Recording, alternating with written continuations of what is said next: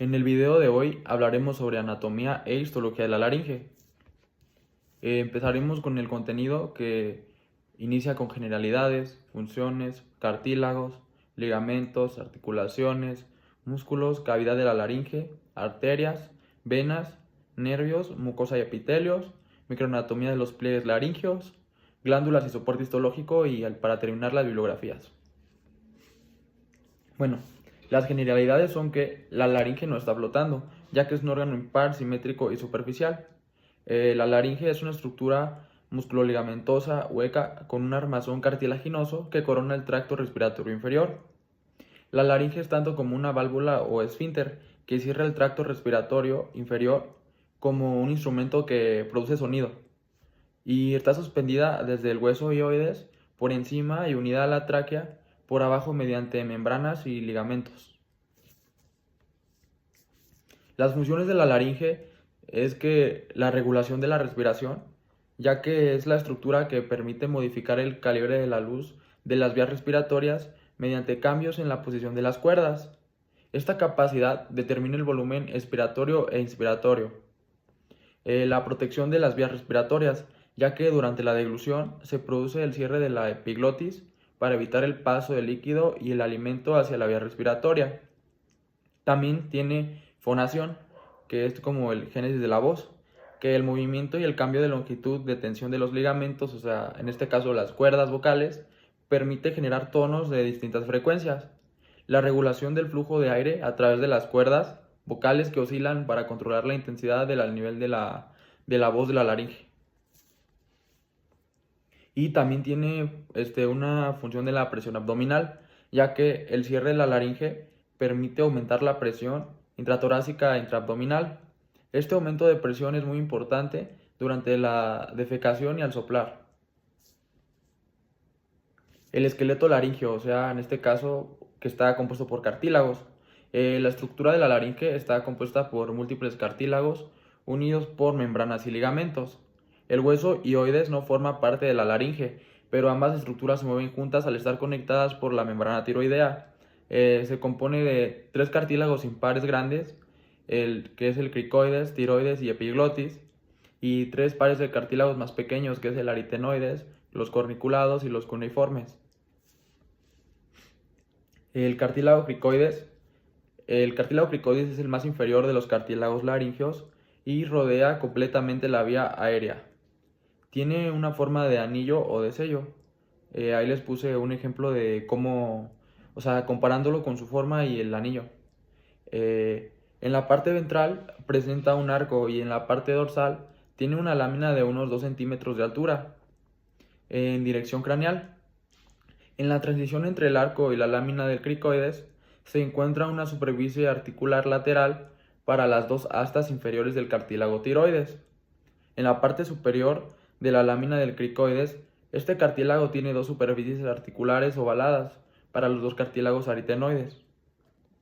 Bien, ahora vamos con el cartílago tiroides. El cartílago tiroides es el más grande de todos los cartílagos laringeos, ya que está formado por una lámina derecha y una izquierda que están muy separadas posteriormente, pero convergen y se unen anteriormente. El punto más superior de la zona de unión entre estas dos grandes láminas se proyecta hacia adelante como una prominencia laringea, que es la llamada nuez o manzana de Adán.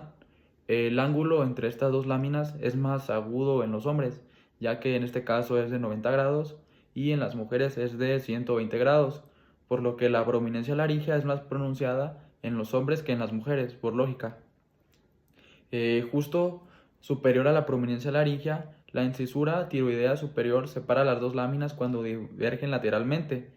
Tanto la incisura tiroidea superior como la prominencia laringea son detalles importantes palpables en el cuello, ya que hay una incisura tiroidea inferior menos evidente en la línea media o a lo largo de la base del cartílago tiroides. La epiglotis. La epiglotis es un cartílago con forma de hoja que se une por el peciolo a la cara posterior del cartílago tiroides en su ángulo, proyectándose posteriormente desde su unión con el cartílago tiroides. Se une a través del ligamento tiroepiglótico en la línea media, aproximadamente en el punto medio entre la prominencia laringea y la incisura tiroidea inferior.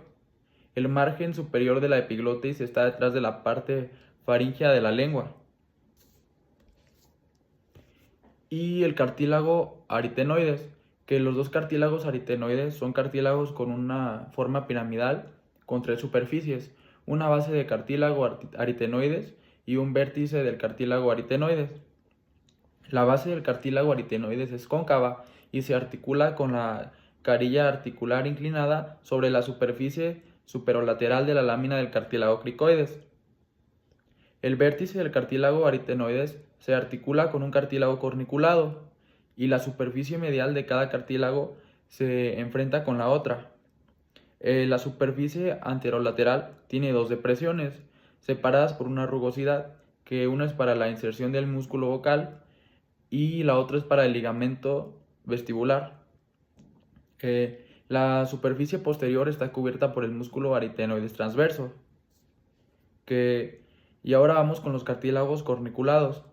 Los cartílagos corniculados son dos pequeños cartílagos cónicos cuya base se articula con los vértices del cartílago aritenoides. Sus vértices se proyectan posteriormente el uno hacia el otro. Los cartílagos cuneiformes, que estos son dos pequeños cartílagos con forma de palo de golf, que son anteriores a los cartílagos corniculados y están suspendidos en la parte de la membrana fibroelástica de la laringe que une los cartílagos aritenoides con los bordes laterales de la epiglotis. Bien, ahora pasaremos con los ligamentos extrínsecos e intrínsecos, que los ligamentos de la laringe se dividen en extrínsecos, que conectan la laringe con estructuras adyacentes como el hueso hioides y la tráquea, y como la membrana tiroidea, que el ligamento bioepiglótico y el ligamento cricotraqueal, e intrínsecos que unen los cartílagos laringeos entre sí para estabilizar su estructura y formar el esqueleto funcional, incluyendo las cuerdas vocales como la membrana fibroelástica de la laringe, el cono elástico que es la membrana cricovocal y la membrana cuadrangular. Bien, ahora vamos con la membrana tiroidea, que la membrana tiroidea es un ligamento fibroelástico duro que se extiende entre el borde superior del cartílago tiroides y por debajo y el hueso hioides por encima, que se une al borde superior de la lámina tiroidea y a los bordes anteriores adyacentes de los cuernos superiores. Asciende medialmente hasta los cuernos mayores y posterior el cuerpo del hueso hioides para unirse a los bordes superiores de las estructuras. Hay una abertura a cada lado de la parte lateral de la membrana tiroidea para la arteria laringea superior, el ramo interno del nervio laringeo superior y los linfáticos.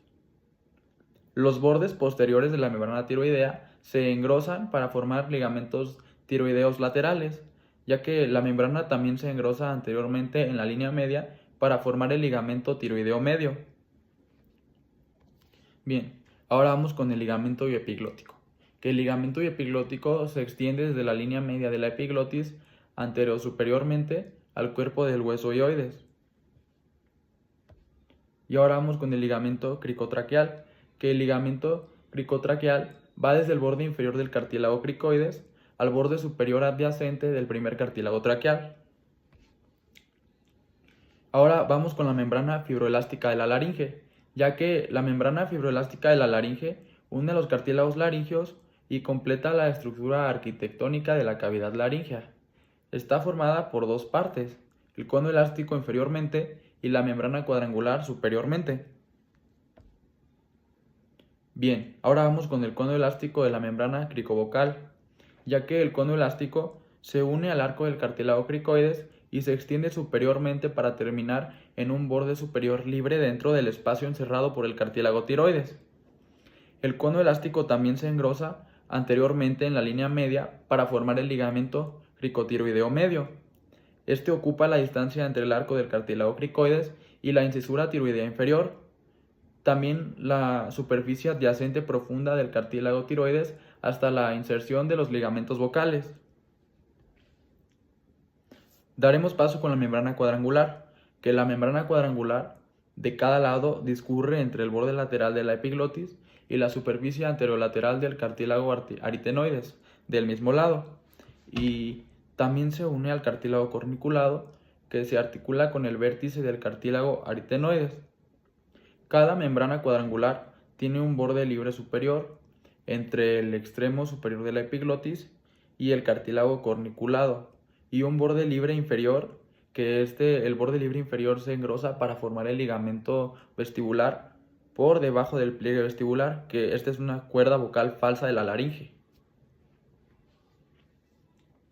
Pasaremos con las articulaciones de la laringe, que las articulaciones de la laringe son uniones intrínsecas entre los cartílagos propios y extrínsecas con estructuras vecinas. Eso, o sea, que nos quede muy claro porque es más fácil aprender así, que estas permiten el movimiento de la laringe, facilitando la respiración, la fonación y la protección de la vía aérea durante la deglución. Las principales son las cricotiroideas, que esta da tensión de cuerdas, y las cricoaritenoideas, que se encargan de la abducción y aducción. Bien, las articulaciones cricotiroideas, que las articulaciones entre los cuernos inferiores del cartílago tiroides y del cartílago cricoides, y entre el cartílago cricoides y los cartílagos aritenoides son sinoviales. Cada una está rodeada por una cápsula y reforzada por ligamentos asociados, ya que las articulaciones cricotiroideas permiten que el cartílago tiroides se mueva hacia adelante y se incline hacia abajo sobre el cartílago cricoides, puesto que los ligamentos vocales se dirigen entre la cara posterior del ángulo tiroideo y los cartílagos aritenoides se asientan sobre la lámina del cartílago cricoides.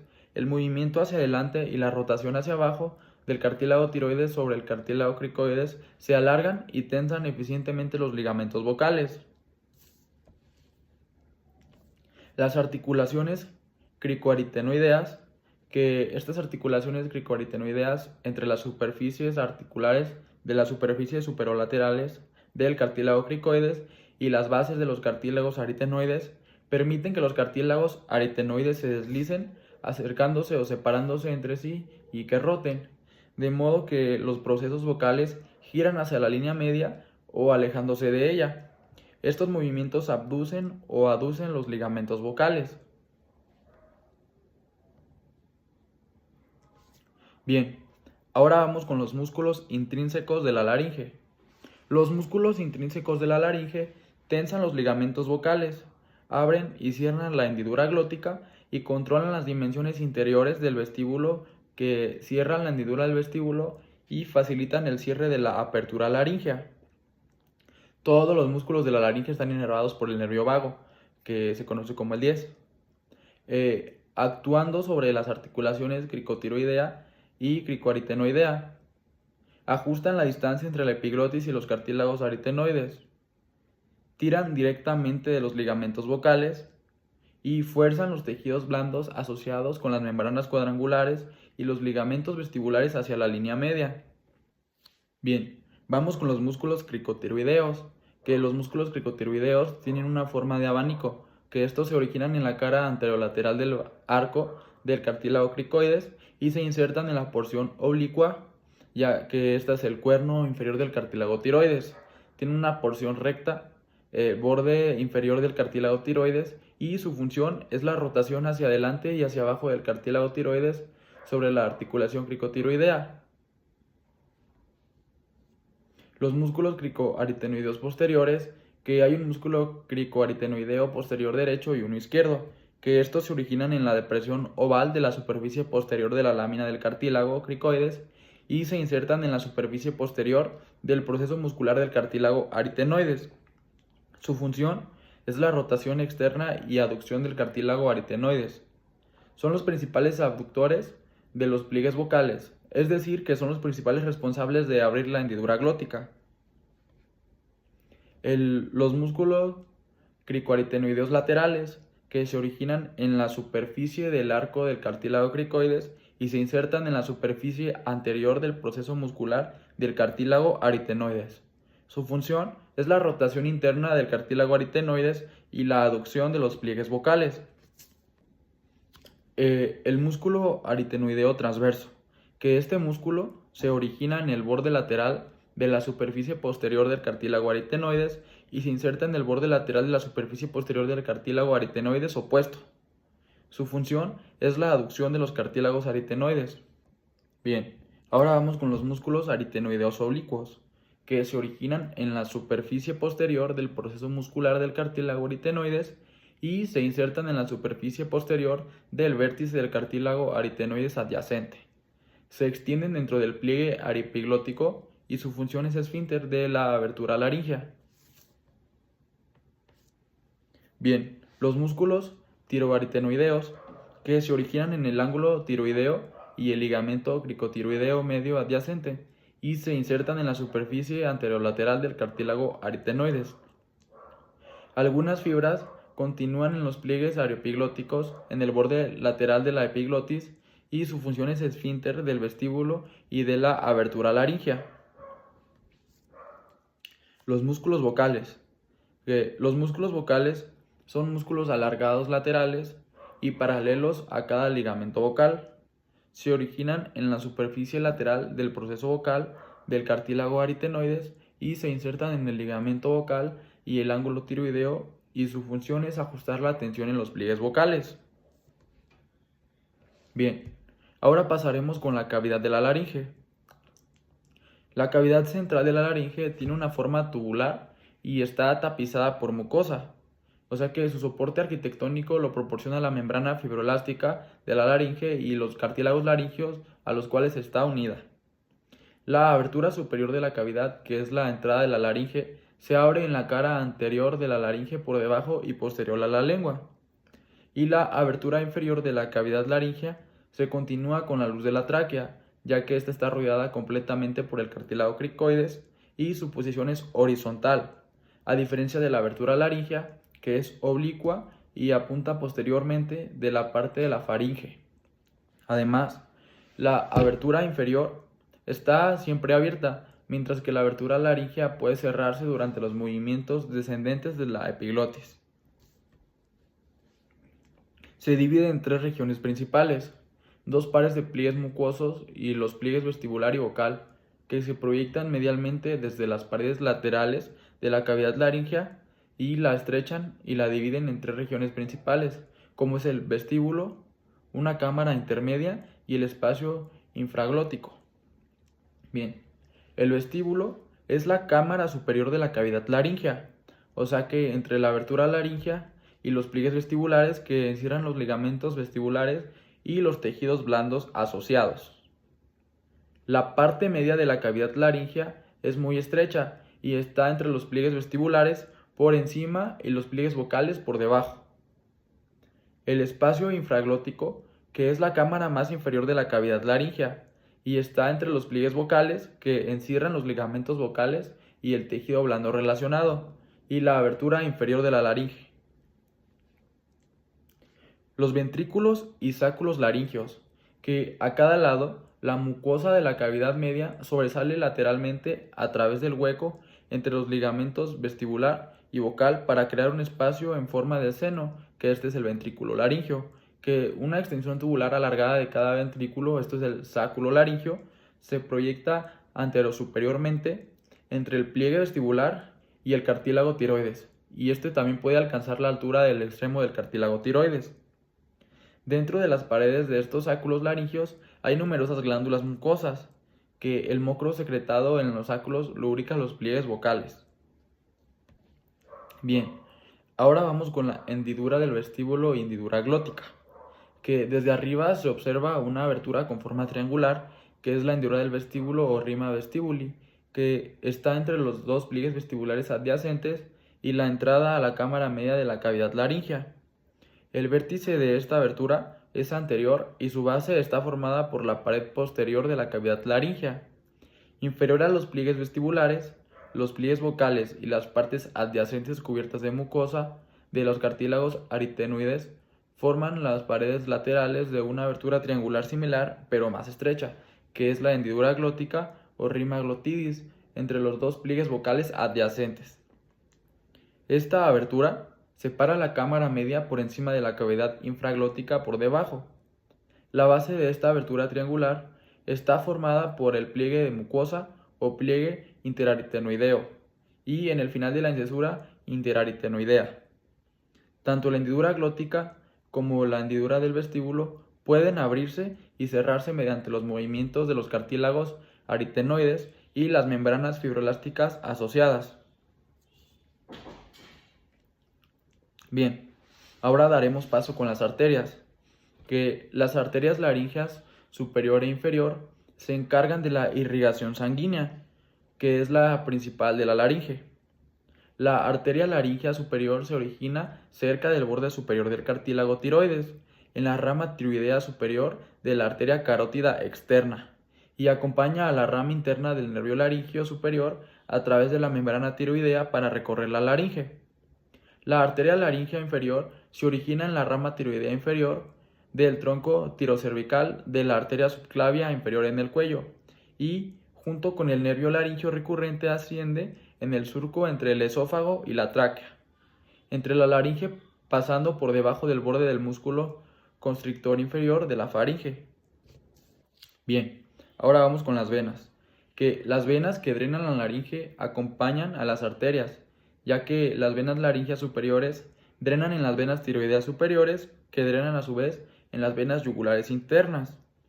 Las venas laringeas inferiores drenan en las venas tiroideas inferiores, que drenan a su vez en la vena braquioencefálica izquierda. Bien, daremos paso con los nervios, que dos ramos del nervio vago, que es el nervio 10, los nervios laringeos superiores y los nervios laringeos recurrentes, que se encargan de la inervación sensitiva y motora de la laringe. Los nervios laringeos superiores, que los nervios laringeos superiores se originan en los nódulos vagales inferiores en la parte alta del cuello. A cada lado descienden medialmente a la arteria carótida e interna y se dividen en ramos interno y externo por encima del nivel del cuerpo superior del hueso hioides. El ramo externo, que es el nervio laríngeo externo, desciende a lo largo de la pared lateral de la faringe para inervar y penetrar en el constrictor inferior de la faringe y termina inervando el músculo cricotiroideo. Y el ramo interno, que es el nervio laríngeo interno, se dirige anteroinferiormente para penetrar la membrana tiroidea, que es principal sensitivo e inerva la cavidad laríngea por debajo del nivel de los pliegues vocales. Bien, ahora vamos con los nervios laringeos recurrentes, que los nervios laringeos recurrentes son sensitivos a la cavidad laríngea y por debajo de los pliegues vocales, y también son motores de los músculos intrínsecos de la laringe, excepto del cricotiroideo. El nervio laríngeo recurrente izquierdo se origina en el tórax, mientras que el nervio laríngeo recurrente derecho se origina en la raíz del cuello. Generalmente, ambos nervios ascienden en el cuello en el surco entre el esófago y la tráquea y entran en la laringe por debajo del borde constrictor inferior, que estos pueden dirigirse de medial, lateral o a través del ligamento lateral de la glándula tiroides, que une la glándula tiroides a la tráquea y a la parte inferior del cartílago cricoides a cada lado. Bien, ahora vamos con la mucosa y epitelios, que la laringe presenta un revestimiento de epitelio cilíndrico pseudoestratificado, ciliado, que es el epitelio respiratorio. En la mayor parte de su extensión, la superficie luminal de las cuerdas vocales verdaderas y la mayor parte de la epiglotis están cubiertas por el epitelio plano estratificado no queratinizado, que la función del epitelio plano sirve para proteger la mucosa de la abrasión causada por la corriente del aire y el movimiento rápido del contacto mecánico. Y la lámina propia y espacio de Reinke, que debajo del epitelio de los pliegues vocales se encuentra un tejido conjuntivo denso con pocos vasos linfáticos, conocido como el espacio de Reinke. La microanatomía de los pliegues laringeos es que los pliegues vestibulares, que como ya les había mencionado que son las cuerdas falsas, que se ubican por encima de los pliegues vocales y son inmóviles, ya que estos carecen de revestimiento muscular intrínseco, por lo que no se modulan durante la fonación, y contienen abundantes glándulas mucosas mixtas y nódulos linfáticos en su submucosa. Su función principal es actuar como caja de resonancia, ya que, y ahora vamos con los pliegues vocales, que son las cuerdas verdaderas.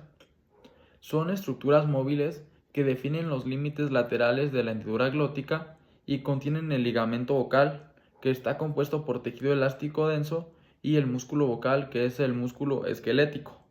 La vibración de estos pliegues al paso del aire expulsado de los pulmones es lo que genera el sonido de la voz. Y vamos con las glándulas y soporte histológico, que los sáculos laringeos, que son las extensiones del ventrículo, poseen numerosas glándulas mucosas cuya secreción lubrica los pliegues vocales, ya que el esqueleto laringio está formado por placas irregulares de cartílago iliano y cartílago elástico. Ya que, bueno, vamos con el cartílago elástico, que está presente en la epiglotis y en las apófisis vocales de los cartílagos aritenoides y proporciona flexibilidad sin osificarse. Y el cartílago iliano, que forma la mayor parte de los cartílagos tiroides y cricoides. Bien, y la bibliografía, que es donde me basé en esta exposición, ya que es de la quinta edición del Grade de Anatomía para Estudiantes y la novena edición del ROS de Histología, Texto y Atlas. Muchas gracias.